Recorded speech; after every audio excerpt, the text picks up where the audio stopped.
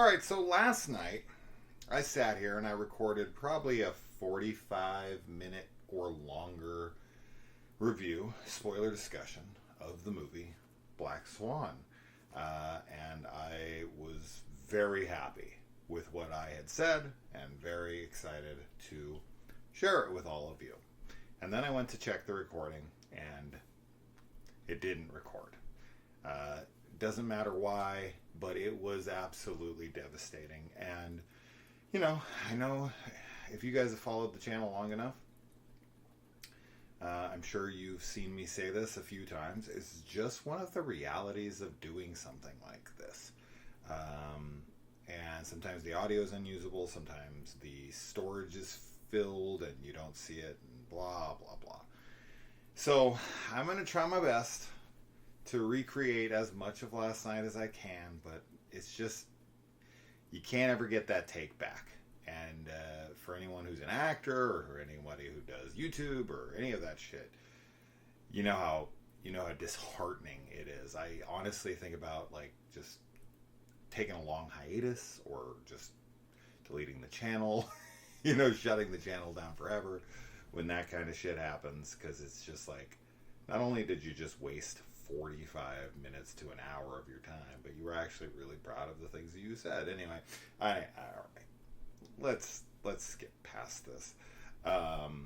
So once again, Black Swan. Okay. If this one doesn't take, I know I say this every time, but if this one doesn't take, or if the audio's screwed up on this one, I don't know what I'm going to do. I might just not do this fucking review. So, all right. Yeah, Darren Aronofsky's movie. The way I started this last time was to kind of go on a rant about how Hollywood always loves to shy away from the genre label, right? In order to be taken serious by the Academy Awards. Oscar bait. The Oscars, up until recently, I guess, were always against giving any kind of recognition to horror or horror-labeled films. So, typically any film that you look at in the past that got any kind of nomination from the Academy Awards that we might consider a horror film, whether it be Jaws or Silence of the Lambs or Get Out or whatever. I mean, Get Out I think is one of those rare exceptions, but if you look at The Exorcist, if you look at Jaws obviously is labeled as thriller. The Exorcist famously has both the creators, William Friedkin, as well as Blatty, the writer. They both are it's not a horror movie, and it's come on, come on, that's fucking ridiculous. That's actually one of the dumbest takes I've ever heard about the genre, and that is from the literal creators of the film. It's just so asinine to hear the filmmakers of The Exorcist say that it's not a horror movie, and they're very kind of uppity about it, like they think that we're being ridiculous for saying it's horror, for thinking that it's horror. That's actually fucking crazy to me. Yes, it's a drama too, but The Exorcist through and through is a horror film. So it's wild. Anyway, long roundabout way of getting to the point of that Black Swan 100% is a body horror film. Yeah, it's got drama, right? It's a drama body horror. And, looking on IMDb, seeing that it says it's a psychological thriller and a drama and all that, and there's no horror, there's no body horror, there's nothing. It's just, once again, I don't know why the genre label is such a boogeyman of film, right? I've talked to so many clients over the years, and as long as you call something a thriller, they're interested in it. But as soon as you say the word horror, that's blacklists it from their mind. They're oh, I don't like horror. I don't like horror. And then when you actually talk to them about it, basically what they always mean is slashers. I don't like slasher movies, and horror movies are slasher films. No, they're fucking not. No, they are not. Anyway, slasher films obviously are horror movies, but that is not the only thing. But Black Swan has a ton of horror shit in it. And we'll talk about it throughout. So, okay. As we know, Natalie Portman won an Oscar for this, for Best Actress. And I think that's wonderful because she was so dedicated to this film that she financed her own dancing for a year before this was even greenlit. She took a job on Your Highness purely for the money so that she could co-produce this if need be, because she wanted this project so badly to get off the ground. She was really literally willing to do anything to make this fucking thing happen. And it shows. I mean, this is definitely a passion project for her. This is probably the best performance maybe I've ever seen her give. And Natalie Portman, is one of those actresses that I paid a lot of attention to for a long period of time. Not only because she's in one of the greatest movies I've ever fucking seen in my life, Leon the Professional, but also because I had an enormous crush on her growing up, and at one point in my life thought she was the most beautiful girl on planet Earth. And after she made that SNL rap song, I just thought she was so fucking cool. She went to Harvard, so she was like sexy and smart. She was in Star Wars. She was just like the perfect chick once upon a time. And she's still beautiful. She's still cool and everything. I don't know. Times change, I guess. And I don't know. There's something about her in interviews nowadays, especially, that I'm just not a huge fan of. Nothing against her. She's still pretty. She's still fine. But yeah, as I said, like, you move on, you get different crushes and whatnot. So there's so many beautiful women in this freaking movie, and this movie is a lot about, aesthetic. It's all about superficiality. That's kind of the animal that is ballet, and I think that brings me into my next big talking point with this, is that ballet is no fucking joke, right? And that I think people look at it in its purest form as it's being performed, and they see it for kind of the ethereal imagery that it conveys, and it looks like this very girly, very light-footed, very like soft thing. And it's like, if you have ever been around ballet dancers like I had growing up, I had a girlfriend whose sister was a professional ballet dancer. You got to see the ins and the outs of behind the scenes, and I think they illustrate that very well here. And I think Aronofsky is a great director for that, as we see in this film, we see in The Wrestler, you see that behind the scenes, the brutality of what these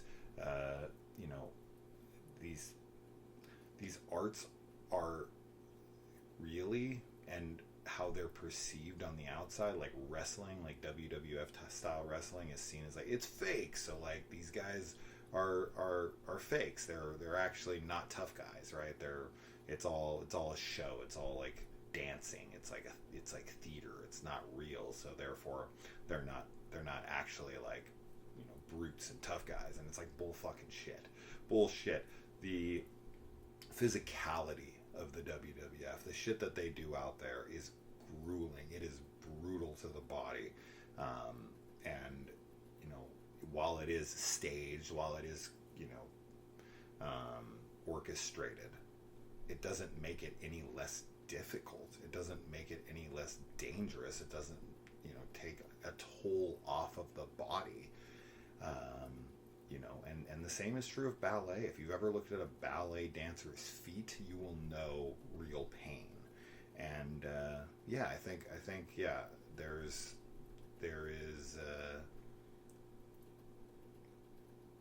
a real respect that you can have for somebody who commits themselves to something like this, and is able to make it look so effortless, when you know how intense and difficult it really is if you're actually paying attention. So so ballet is no joke, and I think it kind of gets looked at as like, almost like, as I said, like the wrestling thing, but also kind of like figure skating, which, as an ice hockey player growing up, I can tell you that the figure skaters always blew my mind. I would always just kind of sit there and watch them as somebody who would go out there, and there was always this kind of a mutual respect for one another on the other side of things, where it's like, oh my god, you like run into a guy at X miles per hour, like head on, and knock each other against the, you know, the boards and onto the ice, and like that's so crazy. And then I'm like, whatever. I'm like, yeah, that's nuts. But what you guys do,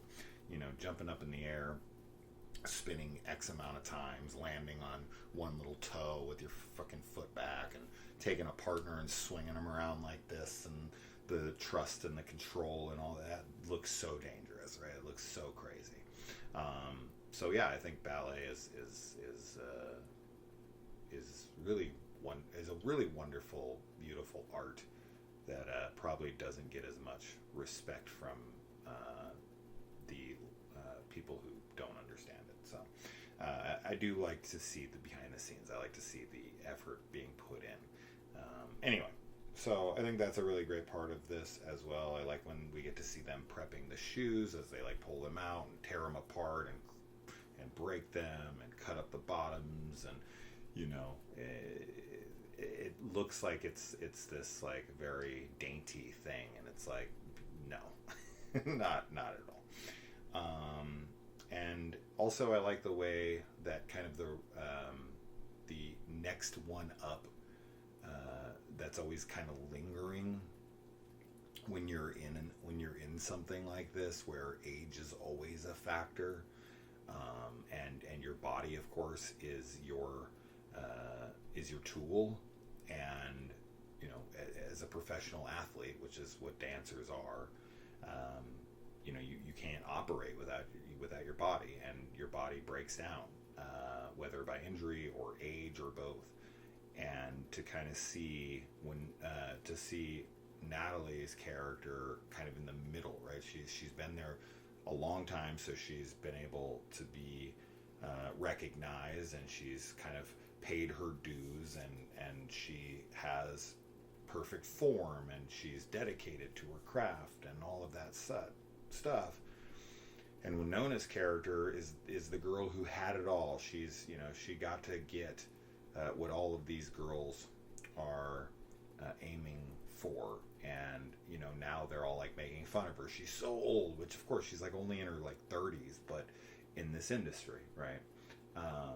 This shit wears on you, and you go down quick. I mean, she's probably older than a good amount of the prima ballerinas in these companies. So, and then of course Natalie is threatened by the new young hot thing that walks in, played by Mila Kunis, who's younger, and you know, she's more uninhibited. She is much more charismatic.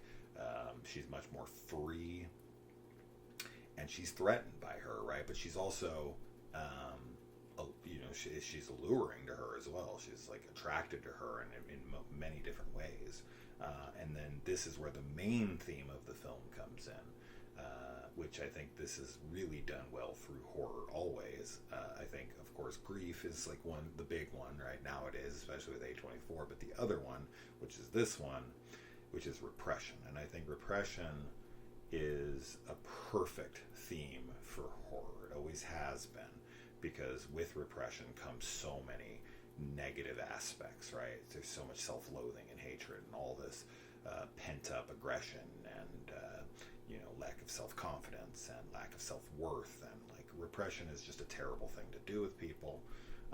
This is why people should be allowed to be who they are, and you should never be trying to fight against who somebody really is, unless of course that person's like, hey, I'm fucking, you know, what I like is molesting kids or something. That's my thing. Then of course that's not okay, and that can't stand, and that can't be you know, obliged or anything. But you know, anything else, anything that isn't really hurting anybody else, and then yeah, they should be able to be completely open about it and be themselves and happy. And unfortunately, Natalie has this overbearing mother who uses her as her vessel, because her mom got pregnant, played by Barbara Hershey of you know, horror fame, The Entity, and she of course is you know, controlling her life, domineering parent. She wants to make sure that she does what she couldn't, and also she tries to keep her a little kid. She's trying to protect her from the world. This girl is, repressed as all fucking hell, as well as sheltered. And she doesn't know anything. And because of this, she's rigid. Because of this, she's timid. Because of this, she can't break out of her little comfort bubble where she's a stickler for this dance, and she's so structured. And Vincent Cassell's character, while he is an asshole, and he's definitely trying to fuck all the ballerinas, and he has this inappropriate relationship with his dancers, Winona and inevitably Natalie, he is also, like, this is part of his method where he's trying to get something out of her. He's trying to alter her state because, as he says, like, if it was just for the white swan, like, you'd get the part that without question, like, you are the most technically proficient dancer here. I can't ever knock you for your proficiency, but that's not what the black swan needs to be. She needs to be a seductress. She needs to, captivate the audience, and you can't do that with just technique. There has to be an evolution to her as a character. There has to be a noticeable shift in who she is, and of course Mila Kunis is able to portray that version because she's so untamed, and that's really what he's looking for. And yeah, the relationship she has with her mother is extremely repressive, and she her mother not only, like, is the film have this black and white color scale, right, where they're using that in like every scene. If you look at like almost any scene in the movie, everything is black and white because that's like how the world is. And in her room, it's all pink, right, and it's very childish. It's very little girlish, and her mom only paints pictures of her daughter, right? Her daughter is her entire existence, and she needs her to be successful to feel like she's achieved something, which is a terrible thing to do to your kid.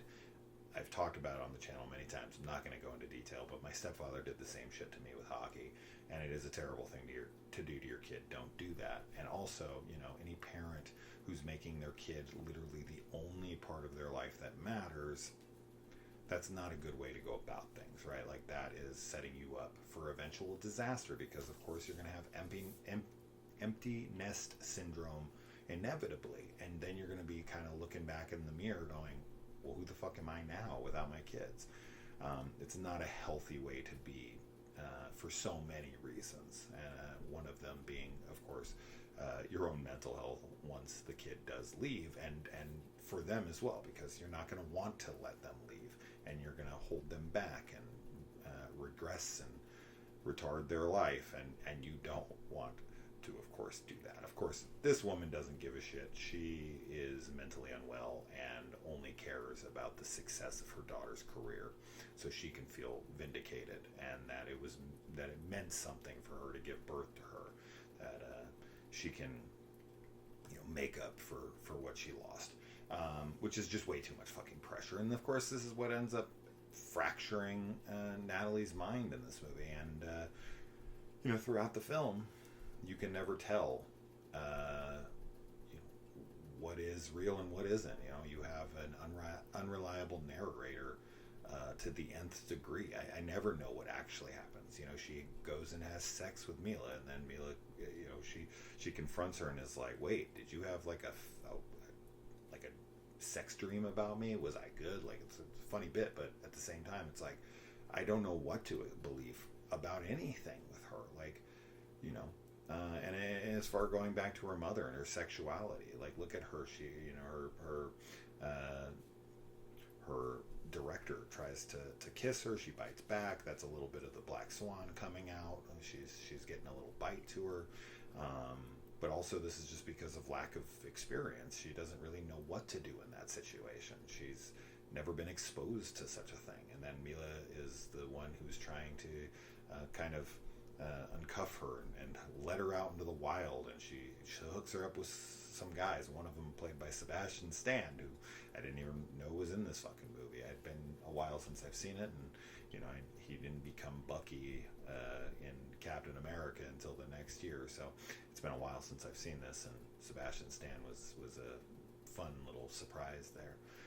But yeah, she goes out and she's hooking up with these guys, and she's taking drugs, and of course she's all in right now. She's like, fuck it, I'm gonna rebel, and I'm gonna do this. And she then like witnesses Mila fucking the teacher, which of course that I don't know what to make of that one. I don't know if that really happened. Of course she sees herself stabbing Mila's character, and that ends up of course not happening, and she actually stabbed herself, which throughout the film she sees herself and other people, most importantly Mila Kunis, mostly because that's probably who she wishes she was in a lot of ways. And so it's just really, really fucking tragic. And then that scene where she's stabbing Winona's character in the face, we see it as Winona is stabbing herself in the face. But then, of course, as she runs away, she drops the nail file, and it's bloody in the elevator, which, of course, anytime I see a bloody nail file, I'm always going to be reminded of Kim Director's character in Blair Witch 2, Book of Shadows, with Peggy, for the real ones who know what I'm talking about. So yeah, it's just such a great film. When Natalie comes out and she really finally embodies the Black Swan, and she comes out with the red eyes, and she's like aggressively coming at the camera, and I was like, oh man, this is intense. Like, she really sold that shit. That's so well directed, that's so well delivered, acted, all of it. It really does feel like a genuine, true transformation, as is she transforming throughout this, when her toes crack, when her back is fucking coming undone. I mean, this reminds me a lot of Cronenberg's The Fly, right? That's why the body horror stuff comes in here. And I like all the goose flesh and it kind of rippling in the light and all that stuff. Visually is very, very cool, and symbolic, of course, for the metamorphosis that she's going through as a person. And the story itself of like the white swan becoming the black swan, and then not being able to handle it, so she ends up killing herself, which is what ends up happening. And her final words are that she was perfect, which to her, as one would expect, with how her mom kind of set up her life, this was the end game, right? Like, she had no plan beyond dancing. Her mom never gave her the ability to have a goal outside of that, right? Like, there was nothing beyond that. So for her, dancing perfectly, especially in something she wasn't feeling comfortable in nailing, because she did fuck up in this. She wasn't perfect, although you could blame it on the guy for dropping her. That's what she says, and maybe she could delude herself into believing that. So when she says she's perfect, maybe she thinks for the whole thing. But I think what she's more meaning is in the Black Swan, the thing that she thought she couldn't do, the thing that she was most afraid of doing. And of course, when she goes up and kisses him, and he's just like, yes, I got it out of her, despite his very questionable tactics, to say the least, and the very strong price that is paid, the complete fracturing of her mind, the tumultuous relationship she ends up having with her mother. She already had it anyways, but it comes to a head, of course, and then obviously, inevitably, her demise to try to give him and everyone, especially her mother, but probably most importantly herself, this perfect dance, this perfect performance. She's put so much pressure on herself that it literally kills her to be able to perform at the level she wants to break away from her comfort zone, to become something else, to evolve, which is very, very difficult for people, right? Like, once you get to a certain age, I mean, she's 29, I think, in this film, so I think her character is probably around the same. When you get past like 25, especially up to almost 30, it's very, very difficult to change who you believe yourself to be. And she's always kind of known herself to be this hyper-focused dancer that's going to hit all of her marks, who is going to be the lead of this show at any price. But she's just never made time for a life. So when she is dying and she's like, I was perfect, to her that is kind of finality. It's her destination. It's her destiny, right? This is where my life ends, because there wasn't anything meant to be beyond this. I fulfilled my purpose, right? She has a goal in mind and nothing beyond it. So to her, she's a success. To her, this isn't a failure. This isn't like a lot of the times when these types of movies have these endings where the person ends up dying, of course they're filled with regret and sadness and fear and everything. But with her, it's like, I was perfect. She's so happy to have achieved her life's goal as she fades away. So it's a really tragic, haunting film that is a very poignant kind of conclusion to it. And I think that there's so much depth to what's going on in here. It's a great character study with some wonderful performances all the way around and some excellent directing. I guess I should look at my notes now. I haven't even looked at them. I think I talked about a lot of things here. And yeah, I mean, dude, yeah, I think I covered almost everything.